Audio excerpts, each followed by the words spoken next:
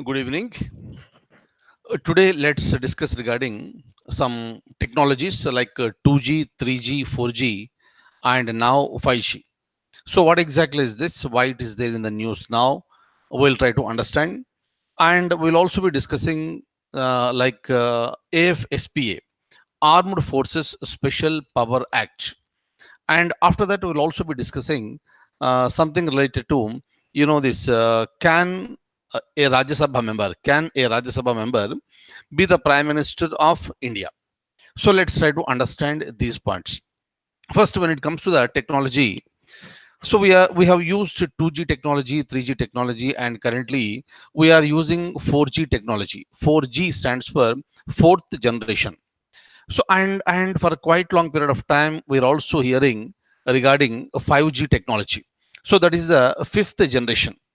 So there is so much of variation with respect to 2G and 3G, 3G and 4G, now 4G and 5G.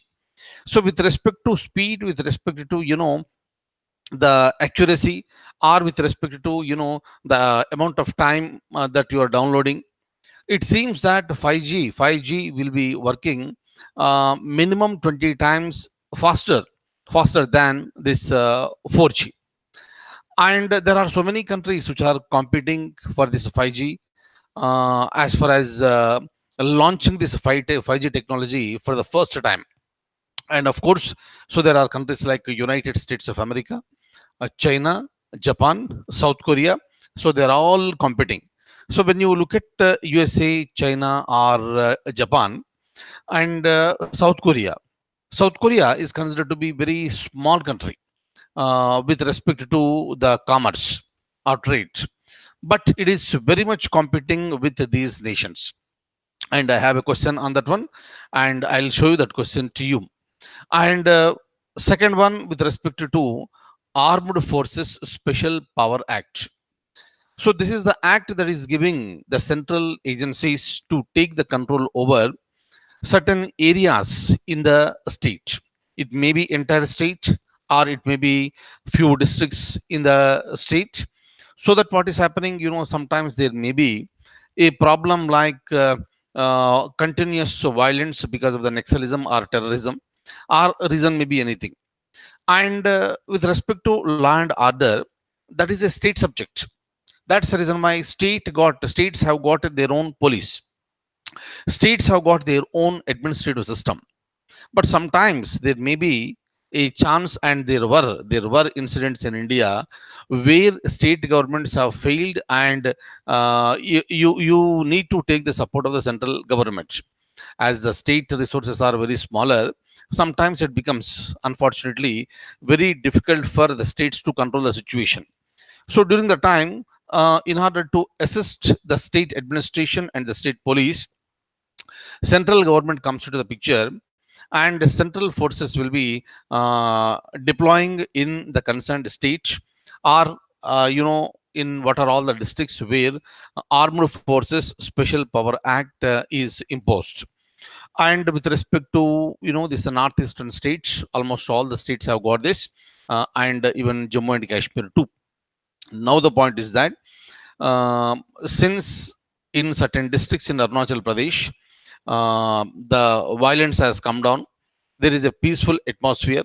That's the reason why the government, the Home Ministry, decided to withdraw Armed Forces Special Power Act in three districts of Arunachal Pradesh.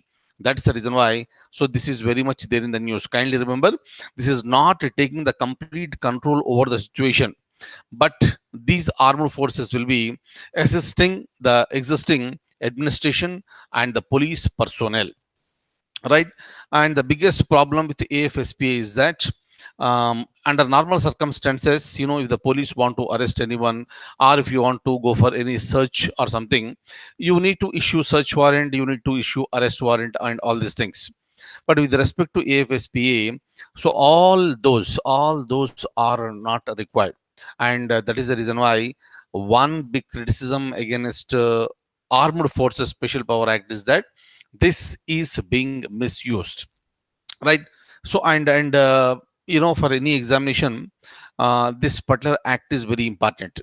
Please remember the name of the act. And please remember what exactly happens. And very frequently, this is very much there in the news, right? And so many times, some people from certain states like Manipur, Arunachal Pradesh, they will keep on, this saying that this AFSPA has to be nullified, right? That's the reason why this is very much there in the news. Next, another important thing is that, can a Rajya Sabha member be a prime minister? Can he be, or can she be appointed as a prime minister?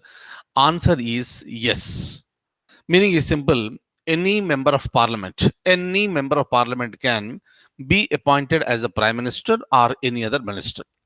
So that is the reason why, if you look at the first prime minister of India, Shri Jawaharlal Nehru, followed by Shri Lal Bahadur Shastri, both were the members of this Lok Sabha. Both were the members of the Lok Sabha, and there was no issue, and they were appointed as the prime ministers, and they continued as the prime ministers.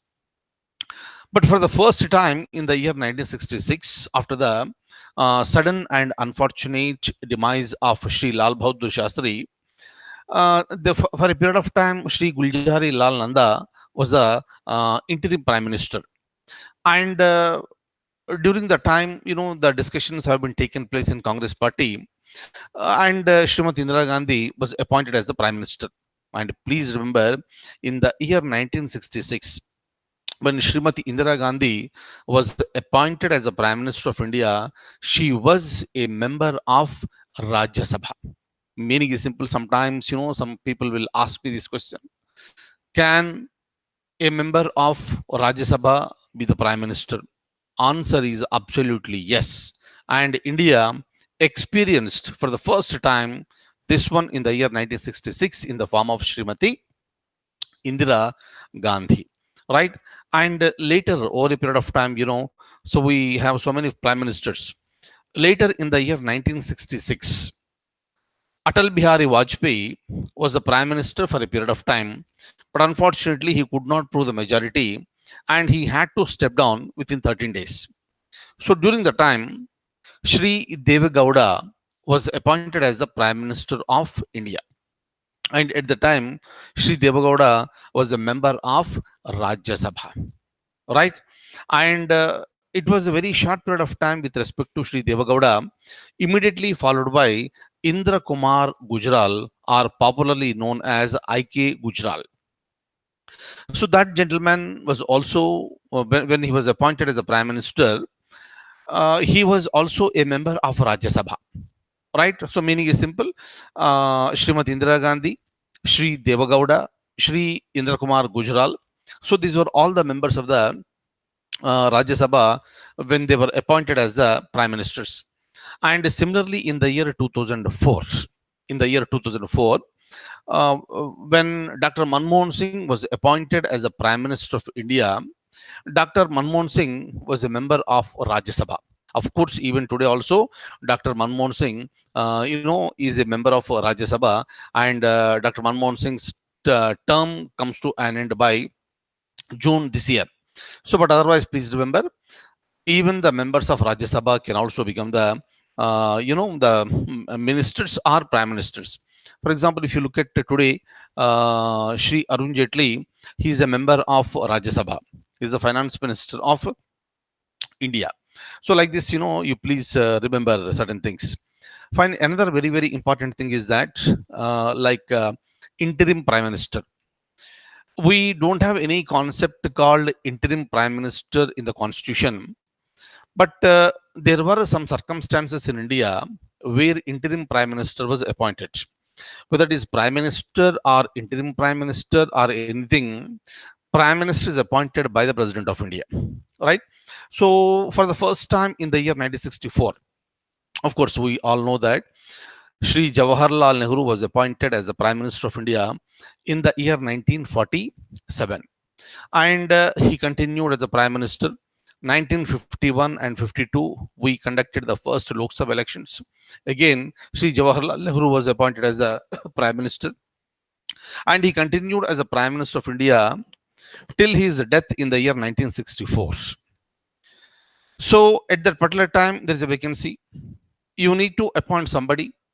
and Congress party yet to decide. That's the reason why during that time Shri Guljari Lal Nanda was appointed as the interim prime minister.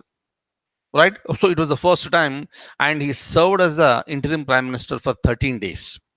After that, Congress party decided to go with Shri Lal Bahadur Shastri, and Lal Bahadur Shastri replaced Gulzari Lal Nanda.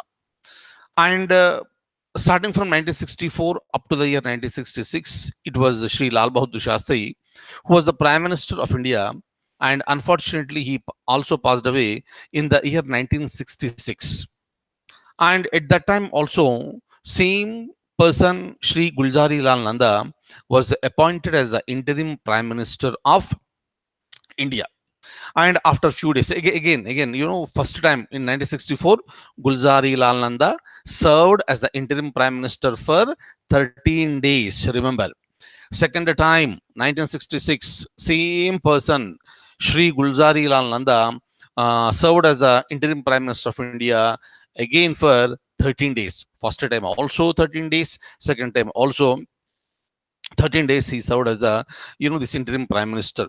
Later, Srimati Indira Gandhi, who was the Prime Minister of India, who was a member of Rajya Sabha, has been appointed as the Prime Minister of India. Fine. So now I would like to show you the document. Kindly have a look at this.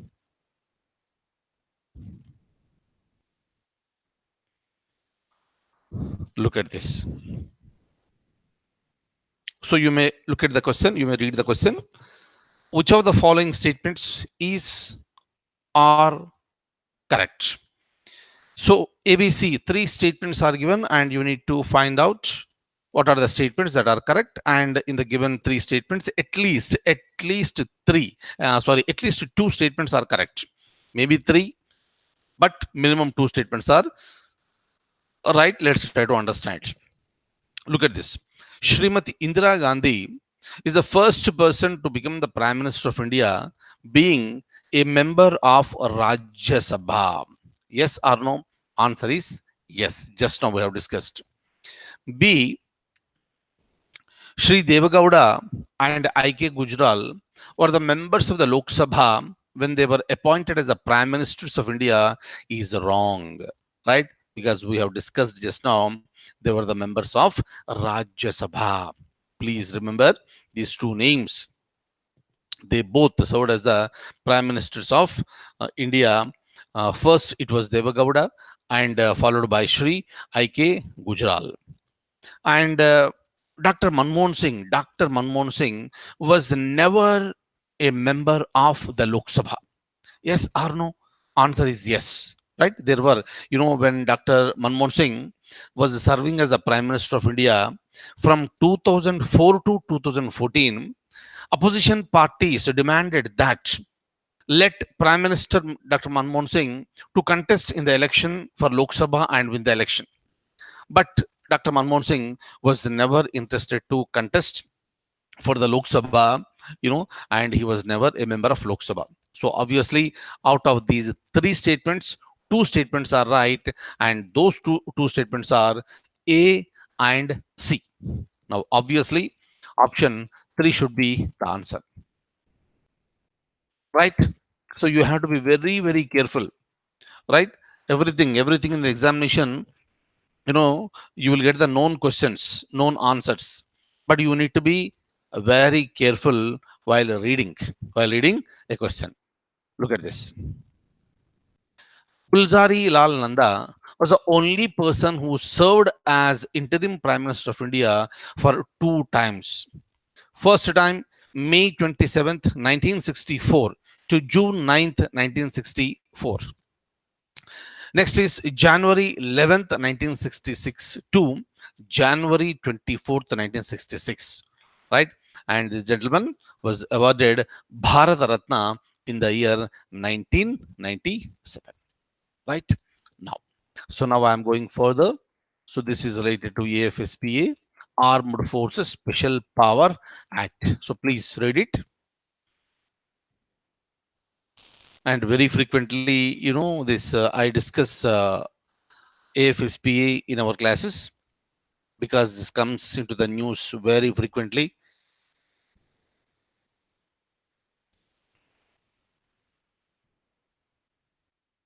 this.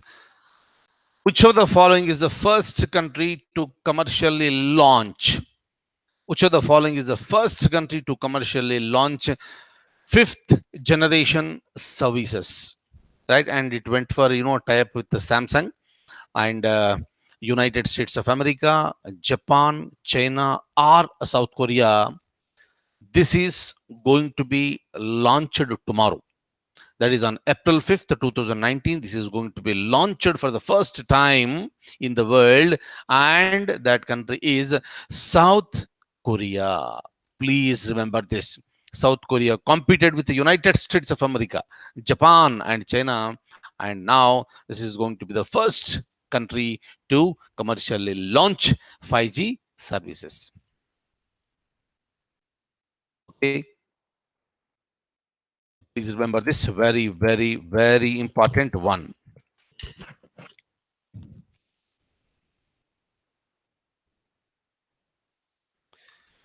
So that's all for the day. I'll see you tomorrow with the more current affairs. Thank you so much for being with me this evening. Good night.